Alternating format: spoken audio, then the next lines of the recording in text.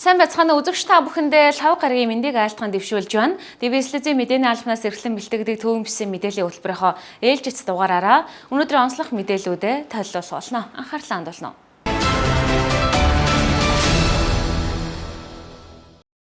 Эхний мэдээ. Улаанборхоо өвчний батлагдсан болон с жигтэй тохиолдлын хавьталд хавдар төвчин судлалын үндэсний төвөөс аймаг нийслэл дүүргийн эрүүл мэндийн төвүүдийн багтаа хамтран 2600 гаруй хүнийг хяналтанд авч 720 гаруй хүнийг вакцин жуулалтанд хамруулан хариу арга хэмжээг үргэлжлүүлэн авч байна. Улсын хэмжээнд энэхүү дархлаажуулалтын тандалт судалгаанд тулгуурлаж 1-2 дугаар тунгийн хамрагдлыг нэмэгдүүлэх арга хэмжээг яаралт авч хэрэгжүүлж байна. Тэгвэл Дархан Улаан аймагт өвчний нөхцөл байдал ямар байгааг Дархан Улаан аймгийн эрүүл мэндийн газраас бид тодрууллаа. Дархан Улаан аймагт Улаанборхоо өвчний ойрын хавдлын гэгдэх 18 хүнийг бүрэн хяналтанд авч голомтын дархлаажуулалтанд яаралтай хамруулсан бөгөөд тэднээс халдвар илрээгүй байна. Мөн Улаанборхоо өвчнөөс өрсөн сэргийлэх ажлыг бүх шатны эрүүл мэндийн байгууллагуудад эрчимжүүлэн бүх өрхийн эрүүл мэндийн төвүүдэд Улаанборхоо өвчний эсрэг дархлаажуулалтыг тогтмол хийж байна. Тодорхойлбол Улаанборхооны вакцины 2 тунд хамрагдаагүй хүүхдүүдийн мэдээллийг шүүж өрхийн эмнэлгүүдэд очиж дархлаажуулалтаа хийхийг санал болгож байгаа хэдий ч зарим эцэг эхчүүд хүүхдээ вакцинд хамруулахаас татгалзах эсвэл мэдээлэл авсан хэдий ч очихгүй байх зэрэг хариуцлагагүй үйлдэл гаргаж байгааг тархуур судлаачид хэллээ. Бага насны хүүхдүүдийн тухайд энэ өвчнөөс сэргийлэх хамгийн гол арга зам нь вакцин жуулалт гэдгийг онцоллоо. Дархан аймгийн хэмжээнд бол одоогоор Улаанборхон өвчний дэгдэлтийн эсрэг бол вакцинжуулалтын ажлаа бол нэлээд эрчимжүүлж байна. За өрх сумын эрүүл мэндийн төвүүд маань одоо товлолын дархлаажуулалтанда буюу 9 сартай болон 2 наснтайгийнхаа Улаанборхоныхаа вакцинд хамрагдаагүй хүүхдүүдэд яг дуудаж ирээд вакцинд нь хамруулж байна. За ер нь бол вакциныг өдөр болгон хийж байгаа. За өмнө нь бол нөө олон хүнтэй вакциныг 1 дахь 3 дахь ч гэх юм уу өдрөөр хийдэг гэсэн бол одоо өдөр харгалзахгүйгээр харьяа өрхийн эрүүл мэндийн байгууллагууд дээр хийж байгаа гэсэн үг. Мөн цэцэрлэгүүдэд бас цэцэрлэгийн эмч нартайгаа холбогдоод цэцэрлэг дээр бас дархлаажуулалт дутуу байгаа хүүхдүүдийнхээ судалгаануудыг аваад аль болох нь олон хүүхд хамруулах үүднээс дархлаажуулалтыг бол цэцэрлэгт суурилсан цэгүүд дээр бас хийж эхэлж байгаа. Цаанаас нь ингээд мэдээллийг нь шүүгээд шалгаад энэ хүүхд одоо 2 дахь тунд ороог байна. Эсвэл энэ хүүхд 1 болон 2 дахь тунд ороог байна ингээд мэдээллийн нөгөө эцэг эхчүүд рүүгээ залгаад ингээд араас нь хөөцөлдөөд ингээд хийж байгаа гэж байна. Гэтэл зарим тохиолдолд зарим эцэг эхчүүд бас хариуцлагагүй байдлаас ирэхгүй ч юм уу хүүхдүүдийг вакцинд хамруулахгүй тохиол хэр тохиолдож байна. За ер нь бол халдвар төвчин судлалын үндэсний төв болон манай өрхийн одоо яг товлын вакцинжуулалтаа хариуцж байгаа вакцинаторууд маань яг вакцинд хамрагдаагүй хүүхдүүдэд шүүж байгаа. Бид нэр өсвөтөөс ирсэн нэрийг бас ингээд шүүгээд вакцинд хамрагдаагүй эцэгчүүд рүү залгаад ирээд вакцина хийлгэрээ гэхээр ерөөсөө ингээд таг алга болчихдог. Мэдээж тухайн вакцинаа задлаад тэдэн хүүхдүүдэд өдөртөө ингээд хийх ийм байтал чинь ингээд хүүхдүүд нь ирэхгүй алга болоод байгаа. Ийм тохиолдол нилээдгүй байна. Тэгэхээр энэ тал дээр бас хариуцлага одоо бол яг энэ цаг мөчид өндөрсгөж аммаар байна. Өвчин гарахаас өмнө бид нар бас сэргийлвэл илүү үр дүнтэй байх гэдэг байхгүй. Дархан Улаан аймагт тус өвчний вакцинд хамрагдвал зогих бага насны хүүхдүүдийн 94% нь вакциндаа хамрагджээ. Нэгдүгээр тун болон бүрэн тунтай хүүхдүүд маань ойролцоогоор 94 орчим хувийг эзлээд байгаа. Тэгэхээр манайх 8 сард нөхөн дархлаажуулалтаа нэлээд сайн хийсэн байгаа гэдэг утгаараа. За халдвар төвчин дотор энэ Улаанборхоо өвчин маань өөрөө халдварлалтын зэрэг маш өндөр. Дээрэс нь вакцингүй болон өмнө нь өвдөж байгаагүй бүх хүмүүс, бүх насны хүмүүс өвчлөх эрсдэлтэй. За тэгээ нэг юм 10 жилийн үечлэлтэй, 8-10 жилийн үечлэлтэй юм том дэгдэлт хэмжээнд тархдаг. Одоо санаж байгаа бол 15-16 он нэлээд том дэгдэлт болсон. За дэгдэлтийн үеэр бол үнэхээр вакцинд хамрагдсан болон өмнө өвдөжсэн хүмүүс л огт өвдөөгүй. Нас баралт бол дандаа нэг бага насны хүүхдүүдэд тохиолдчихсан. Ийм харамсалтай мэдээ байгаа. Тэгэхээр хэдүүлээ одоо энэ орон нутгуудад гарсан, Улаанбаатарт гарсан Дархан Улаан аймагт гарахгүй гэж хэлэх баталгаа байхгүй учраас сэргийлж чадах арга хэмжээ болох вакцинжуулалтанда идэвхтэй хамрагдаарай гэж зөвлөмөр байна. Улаанборхоо өвчнөөр өвдсөн тохиолдолд өндөр халуурах, нүд улаах, хамраас ногоон нус гоожих, хоолой сөөх зэрэг анхны шинж тэмдгүүд илэрдэг гэлээ. Анхны шинж тэмдэг илэрснээс хойш 7 хоногийн дараа бүх биеэр улаан туралт гардаг. Шинж тэмдэг илэрсэн тохиолдолд яаралтай эмчит хандах шаардлагатай. Эцэг эхчүүдийг онцын шаардлагагүй бол нэрээ олон бага насны хүүхдүүдийг олон нийтийн газар эмнэлгийн байгууллагуудаар авч явахгүй байхыг зөвлөж байна.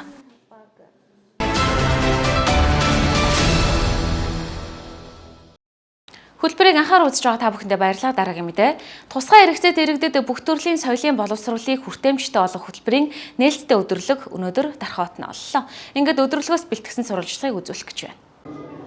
Дархан аймгийн тусгай хэрэгцээд иргэдэд бүх төрлийн соёлын боловсролын үйлчилгээг хүртээмжтэй олгох хөтөлбөр хэрэгжиж эхэллээ. Өөрөөр хэлбэл соёлын үйлчилгээ, соёлын боловсролыг тэдэнд үн төлбөргүйгээр илүү хүртээмжтэй хүргэхийг зорьж байгаа юм. Энэ хүрээнд хөтөлбөрийн нээлттэй өдрөлөг өнөөдөр Дархан аймаг дахь хөгжлийн бэрхшээлтэй хүний хөгжлийн төвд зохион байгуулагдлаа. Соёл урлаг аялал жуулчлал залуучуудын газар, тус газрын харьяа соёлын байгууллагууд нь бүх нийтийн соёлын боловсрол хоёр хөтөлбөрийн хүрээнд сөрөг бус, эерэг, хэнийг ч орхигдуулахгүй тэгш нийгмийг хамтдаа бүтээх урайнд ор хөгжлийн бэрхшээлтэй иргэдийг инхүү соён гэгэрүүлэх, соёлын бүтээгдэхүүн үйлчлэгийг хүртээмжтэй байдлаар хүргэж, соёлын амьдралд оролцох эрхийг нь хангаж, нийгмийн оролцоог нэмэгдүүлэх зорилгоор тус хөтөлбөрийг хэрэгжүүлэн гэлээ. Хөгжлийн бэрхшээлтэй иргэдийн эрхийг хангах, тэдний оролцоог бүх салбарт бий болгох нь манай нийгмийн хүлээсэн үүргэд нэг болж байна. Тэгэхээр соёл урлагийн салбар, боловсролын салбар маань энэ бүх хүний аюус чадварыг нээ харуулах, хөгжлийн бэрхшээлтэй иргэдийн нийгмийн оролцоог нэмэгдүүлэх юм үн цэнтэй салбар байдаг. За энэ утгаараа Дархан аймгийн соёл урлаг, аялал жуулчлал залуучуудын газар болон тус газрын харьяа соёлын байгууллагууд маань бүтэн жилийн хугацаанд бүх нийтийн соёлын боловсролын хөтөлбөрийг энэ хөгжлийн бэрхшээлтэй иргэдтэй илүү тэгш хүртээмжтэй хүргье гэдэг энэ зорилгын үүднээс бүтэн нэг жилийн төлгөө боловсруулад хөгжлийн бэрхшээлтэй хүний хөгжлийн төвтэйгээ хамтран ажиллах санамжийг өнөөдөр байгуулж байна. За мөн төлгөөг хагас бүтэн жилээр тоттогоод ингээд 7 хоног болгон соёл урлагийн бүх нийтийн соёлын боловсролын хөтөлбөр сургалт үйл ажиллагааг зохион байгуулахаар ингээд хуваарь гаргаад хөгжлийн бэрхшээлтэй хүний хөгжлийн төвтэйгээ хамтран ажиллах үйл ажиллагаагаа өнөөдөр аль бие усаар эхлүүлж байна. Тэгээд яг хөгжлийн бэрхшээлтэй иргэдийн онцлог хэрэгцээнд нийцсэн энэ соёлын боловсролын хөтөлбөрүүдийг боловсруулад тэдэндээ хурж үржилж энэ соёл урлагийн боловсролын тэгш хүртээмжийг нэмэгдүүлэхээр ажиллаж байна. Өнөөдрийн нээлттэй өдрөлөгт Дархан аймгийн тусгай хэрэгцээд иргэд идэвхтэй оролцсон сонирхсан мэдээлэлээ нээлттэйгээр авлаа.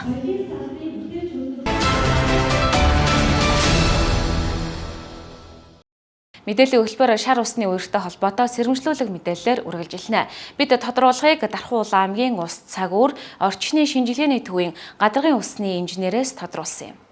Дархан сумын хэмжээнд шар усны үерт өртөж болсон шүү хэд хэдэн газар байдаг. Тэгвэл энэ 2025 оны хавар Дархан аймгийн нутгаар цагаагаар огцом дулаарч гол нуурын ялангуяа хараа голын мэс эрчимтэй нэмгэрж байгаа учраас ус цагуур орчны шинжилгээний төвийн гадаргын усны инженерүүд шар усны үерээс сэргийлэх дараах сэрэмжлүүлгийг онцгойлон өргөлөө. Голууд уртынхаа дагууд мөсний зузаан харилцсан адилгүй байгаа. За ялангуяа манай томоохон гол хүн ам олноор суурьсан байдаг хараа гол огцон буурч байна. За мэс хэврэгсэж байна. За агаарын температур огцон 22 хүртэл бол өдөртөө нэлээд нэмэгдэхэр байгаа. За ингээд мөсөн дээгүүр тээвэр хийх, гар мөнгөө газраар зам товчилж гарах, уул, гуу жалганы цас мэс хайлж урсаж эхлэх учраас мөсөн дээгүүр халиагүйн. За халиагүйгээд мөсний зузаан нэмгэрнэ. За ийм учраас ард иргэдтэй бол хаврын шар усны үерээс болгоомжлыг бол онцгойлон анхааруулж байна. За ялангуяа энэ төв суурин газруудын ус зайлуулах сууг шуудуу. За энийг ус өнгөрүүлэх чадварыг нэмэгдүүлэх тал дээр бол мэргэжлийн байгууллагууд бол ойрын хугацаанд арга хэмжээ авах нь зүйтэй баха гэдэг ийм зөвлөмжийг бол өгж байна. За цаашдаа ойрын өдрүүдэд цагаагаар эрс дулаарч шар усны үер болох өндөр магадaltaй байгаа тул голын дагуух айл өрхүүд за албан байгууллага шар усны үерээс сэрэмжтэй байхыг бол ойрын үед онцгойлон анхааруулж байна. Өнгөрөх жилүүдэд Дархан аймгийн Дархан сумын 1, 2, 3 дугаар багийн нутаг дэвсгэрт халиа торшин шар усны үер үүсэж байсан удаатай. Тиймээс холбогдох байгууллагууд эрслээс өрсөн сэргийлсэн зохих арга хэмжээ хэрэгжүүлэх шаардлагатай. Мөн шар усны үерийн үед олон хохирол үүсдэг бөгөөд гидсний болон бусад халдварт өвчин дэгддэгээрээ онцлогтой. Үерийн усанд өрсөн хүнсний бүтээгдэхүүнийг хэрэглэхгүй байх шаардлагатайг эмч мэргэжилтнүүд анхаарууллаа.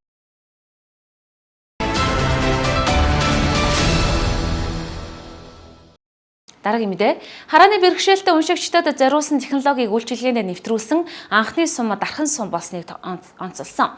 Тодорхойлбол харааны бэрхшээлтэй иргэдэд хэрэгцээтэй хамгийн сүүлийн үеийн тоног төхөөрөмж сонсдог номын үйлчилгээг аймгийн төв номын сангаас авах боломжтой юм а. Дархан аймгийн төв номын сангаас техник хэрэгслээр танилцуулах гэж ирсэн хэрэгжүүлсэн байна. За энэ ямар учиртай юм бэ гэхээр Дархан сумын засаг даргын дэмжлэгээр орон нутгийн хөгжлийн сангаас одоо ингээд төсөл хөтөлбөр хэрэгжүүлж харааны бэрхшээлтэй болоод сул хараатай иргэд зориулсан төсөл хөтөлбөрийг хэрэгжүүлж байгаамаа.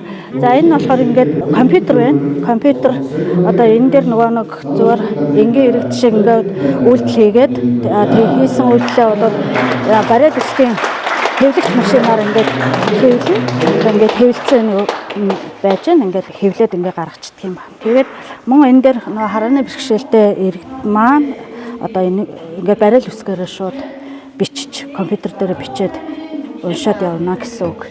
За энд болохоор сул хараатай иргэдийн маань одоо текст унших юу нэн байж ингээд ном сонингоо ингээд томруулаад унших дэлгэц маань байж. За энэ болохоор iPad-ыг бол тэгэл тоглох юу ах ном сонсох материалыг бол ингээд интернетээр бас орно. Бас компьютер маань бас интернет холбогдож байгаа. За энэ болохоор харагнаа бэрхшээлтэй ирэхэд зориулсан шатрууд байна. Шатар маань ингээд тоглоом одоо ингээд эдсэн эдэгээ хайрцаг руугаа ичнэ. Тэгээд энэ болохоор шоон тоглоом байж байна. За мөн бариад үсэг сурах одоо манай харааны бэрхшээлтэй иргэд маань ингээд цөөхөн хүн бариад үсэг мэддэг юм бэлээ. Тэгээд одоо иргэд маань ирээд ингээд бариад үсгээ сурч болно. За манай дээр ингээ хэвлэгдсэн бариад үсгээр хэвлэгдсэн библ байж байна. Мөн нууц Монголын нууц тавчаа маань одоо сул хараатай иргэд маань ингээд том ус зориулсан том үсгээр уншина. Мөн бариад үсгээр ингээд уншина гэсэн үг. За ийм төсөл хөтөлбөр хэрэгжиж байгаа. Энэ маань мөн сонсох CD-тэйгээ ирсэн байгаа. Монголын нууц тавчаа маань ингээд CD-гээр ингээд сонсож болно гэсэн үг. За ийм төсөл хөтөлбөрүүд хэрэгжиж байгаа. Энэ маань бол Дархан төв номын сангийн маань салбар номын сан буюу одоо Монта 5-д байрлаж байгаа номын сан дээр хэрэгжиж байгаа хөтөлбөр байгаамаа. Тэгээд та бүхнийгээ хүрэлцэн ирж одоо чөлөө цагаараа ингээд бариад үсгээ сураад ном сонингоо унших хэрэгтэй байна.